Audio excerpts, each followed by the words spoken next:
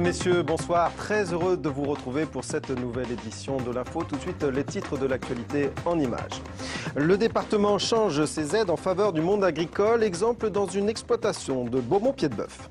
Le Parti socialiste de la Sarthe prépare son programme pour les prochaines élections cantonales.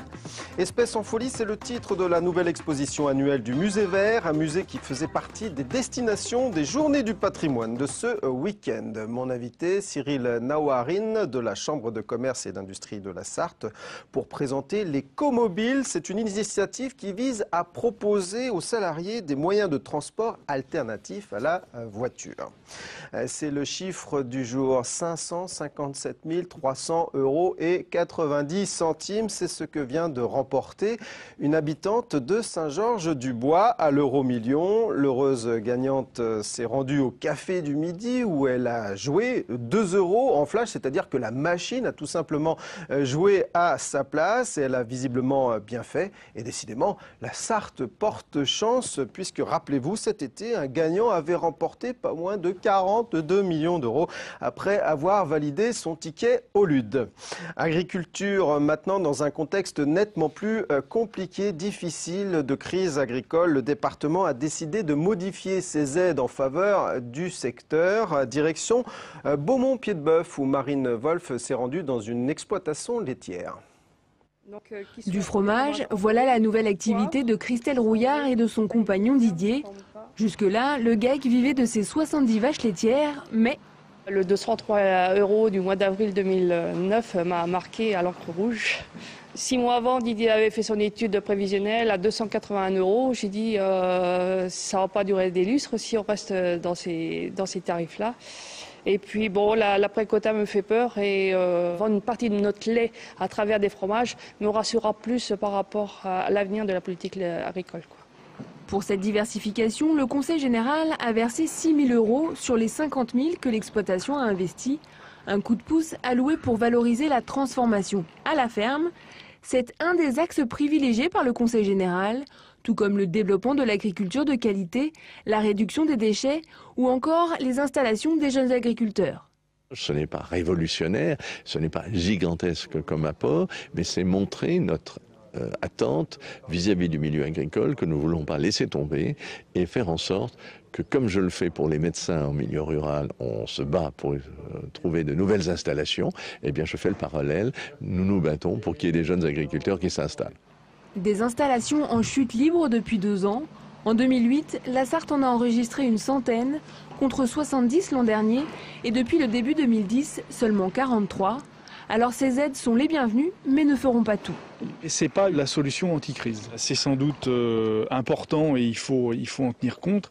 Maintenant, aujourd'hui, ce qui va motiver le plus les jeunes agriculteurs pour s'installer, c'est d'être capable de tirer un revenu décent de leur exploitation. L'agriculture est l'un des secteurs économiques les plus importants du département. 67% de son territoire y est consacré. Et puis le département va regrouper ses actions touristiques et économiques sous un même toit. La nouvelle agence sera issue de la fusion entre le comité départemental du tourisme et Sarthe Expansion. Elle permettra aussi de faire des économies annuelles estimées à 500 000 €. Politique et on parle toujours du département puisque la campagne pour les cantonales de mars prochain est lancée du côté des socialistes. Les ateliers de l'alternance avaient lieu ce samedi aux Saulnières, au Mans. Ils ont permis de réfléchir à la politique que mettrait en place la gauche si elle venait à remplacer la droite au Conseil général. Benoît Doisy. Écouter, échanger et surtout proposer, tel était l'objectif de ces tables rondes. La centaine de participants devaient réfléchir autour de cet axe. Les propositions permettront de construire le projet socialiste pour les élections cantonales.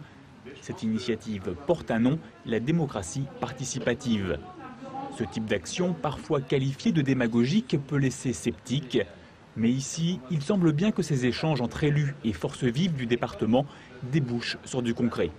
Il faut que l'ensemble des débats ensuite passent à la moulinette, c'est-à-dire qu'on voit dans quelle mesure ils peuvent s'inscrire dans un projet et aussi de voir la question du financement. Certaines idées peuvent être très généreuses sans qu'on ait le financement à côté. Donc il faut vraiment avoir un projet d'ensemble et je crois qu'avant de construire ce projet, il faut écouter. Je pense qu'on va avoir beaucoup de propositions qui vont ressortir ce matin et que l'on pourra utiliser dans les mois qui viennent. Pour certains participants, les motivations étaient clairement politiques. En rassemblant ses forces, c'est un pas vers la présidence du Conseil général. C'est la première fois que la gauche peut prendre le pouvoir. Donc c'est la première fois qu'on pourrait vraiment avoir une importance décisionnelle. Là, on a la possibilité de refaire le département à notre image, donc à l'image de la gauche, véhiculer nos idées, nos propositions et, de fait, impulser de nouvelles idées. Pour d'autres, l'initiative permet d'abord et avant tout un dialogue entre les Sarthois. Peut-être que l'idée, c'est effectivement d'essayer de rapprocher un peu toutes les zones du département. Les zones, peut-être certaines seraient plus délaissées, se sentiraient plus exclues de ces réflexions. C'est aussi sûrement l'occasion de s'adresser à tout le département, je suppose. D'autres réunions de ce type devraient être organisées avant qu'un projet solide soit présenté. Économie en bref avec l'ouverture mercredi de Royal Kids, un nouvel espace de jeu pour les enfants jusqu'à 12 ans. C'est situé à Sargé-lès-Le-Mans. 210 000 € ont été investis dans l'opération. Royal Kids, c'est une franchise qui a déjà ouvert 11 parcs dans toute la France. C'est l'heure d'accueillir maintenant mon invité, Monsieur Naouarine. Bonsoir. Alors vous lancez demain avec la CCI et environ 10 entreprises majeures de l'agglomération Mancel, MMA, Renault, ERDF pour ne pas les citer, ce que vous appelez les Comobiles 72. Alors c'est quoi concrètement ces Comobiles? Alors les Comobiles 72, c'est une opération collective pilotée par la CCI et un certain nombre de partenaires qui va permettre en effet d'accompagner une dizaine d'entreprises dans la réalisation d'un plan de déplacement entreprise. Donc un plan de déplacement entreprise, c'est quoi? C'est à un moment donné se poser des questions pour mettre en place toute une batterie d'outils qui vont permettre de réduire l'usage du véhicule de manière individuelle et plus particulièrement dans les déplacements domicile-travail et dans les trajets professionnels dans le cadre de missions que peuvent assurer les salariés. Et alors là, vous formez quoi? Les DRH de ces entreprises à venir ensuite toucher les salariés? Alors chaque entreprise a nommé en effet un référent pour la réalisation du PDE, du plan de déplacement entreprise, qui peuvent avoir des fonctions différentes dans l'entreprise. On a des responsables développement durable, on a des gens en effet issus des ressources humaines. Et donc chacun, la formation a lieu demain pendant 2 jours, va pouvoir acquérir les outils lui permettant de réaliser ce fameux PDE. Alors quels sont les arguments que ces référents vont pouvoir utiliser pour expliquer à quelqu'un qui a toujours pris sa voiture pour aller au travail de changer de mode de transport? Alors il y a, je dirais, deux publics à convaincre, à la fois les entreprises et puis les salariés. Pour les salariés, il y a avant tout le premier critère, c'est le critère économique, puisque l'objectif du PDE est d'essayer de lui permettre de trouver d'autres moyens de transport que son propre véhicule. Donc c'est de basculer vers des transports en commun. Quand il y en a à proximité, c'est éventuellement le covoiturage, voir s'il est plus près, pourquoi pas les liaisons douces, le vélo, la marche à pied. Il y a l'élément de sécurité aussi. Si on propose aux salariés de basculer vers un autre moyen de transport, et notamment un transport en commun plus sécurisé, c'est éventuellement moins de risques sur la route. Pour l'entreprise, de multiples avantages aussi. C'est à la fois, en effet, la diminution du risque accident et donc de voir un collaborateur malheureusement ne pas arriver dans l'entreprise.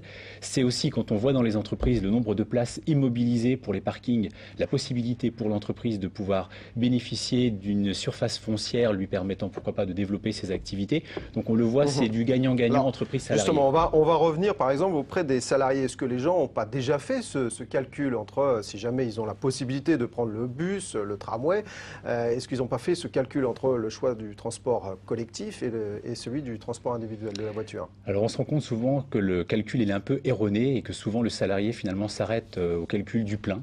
Le bilan du plein à la fin du mois et n'intègre pas toujours les coûts liés à l'usage du véhicule, la réparation, l'assurance, l'entretien.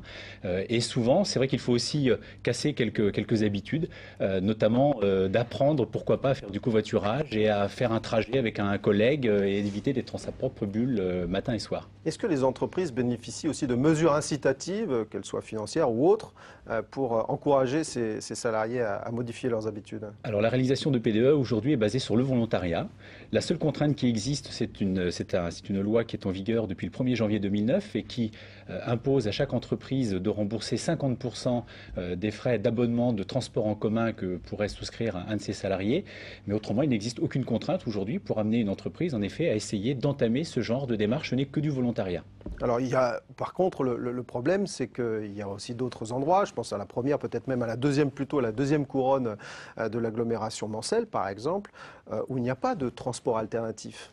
Tout à fait. Qu'est-ce qu'on propose? C'est le covoiturage, à part ça? C'est vrai qu'il est facile, dès qu'on est sur Le Mans et une proche couronne, de basculer vers d'autres moyens de transport. Dès qu'on s'éloigne, ça devient plus compliqué. Aujourd'hui, il y a un réseau de TIS, mais qui est calé sur les horaires scolaires et pas du tout sur les salariés. Le Conseil général a entamé une réflexion pour essayer de justement remédier à ce problème. Ces horaires, les horaires de ces lignes, voilà, par exemple. Et c'est vrai que les travaux que nous menons actuellement sont suivis tout particulièrement par le Conseil de développement économique du Pays du Mans, qui pour 2011 a prévu justement de travailler sur cette problématique de la mobilité des salariés à l'échelle du Pays du Mans et de pouvoir justement expérimenter une nouvelle offre de transport, une vraie intermodalité, à savoir aller chercher, pourquoi pas avec un TIS, des salariés assez loin du Mans, les ramener vers un arrêt de tram, un arrêt de bus, pour que finalement, moyennant un ticket unique, un salarié puisse aller dans un temps raisonnable de son domicile jusqu'à son travail. Bien, il y aura encore beaucoup de travail à faire, Monsieur Naourine. Merci beaucoup.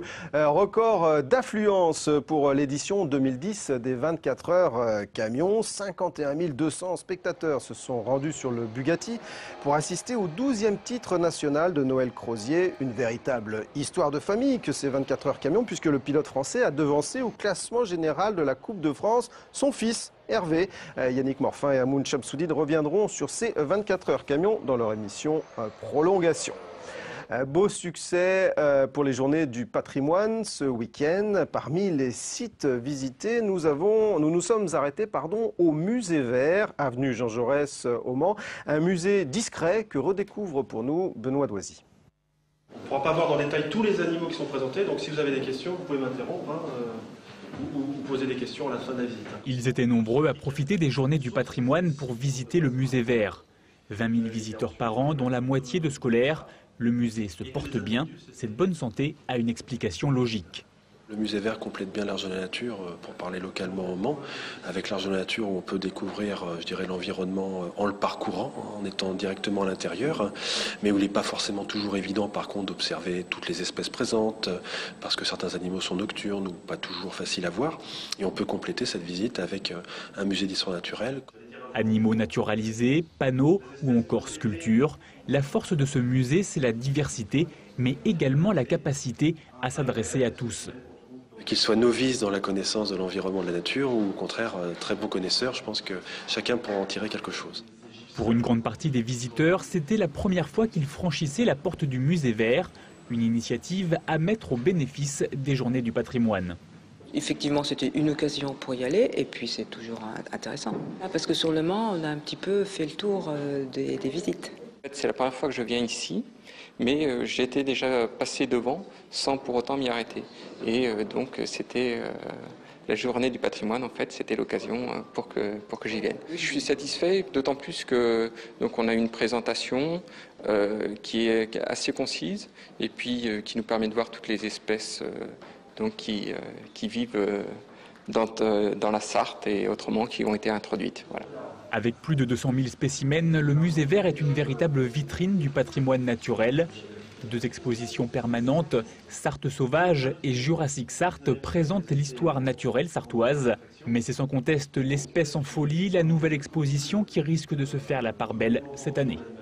Voilà, cette édition est maintenant terminée. Merci de l'avoir suivi. J'aurai le plaisir de vous retrouver demain, même lieu, même heure. Au revoir.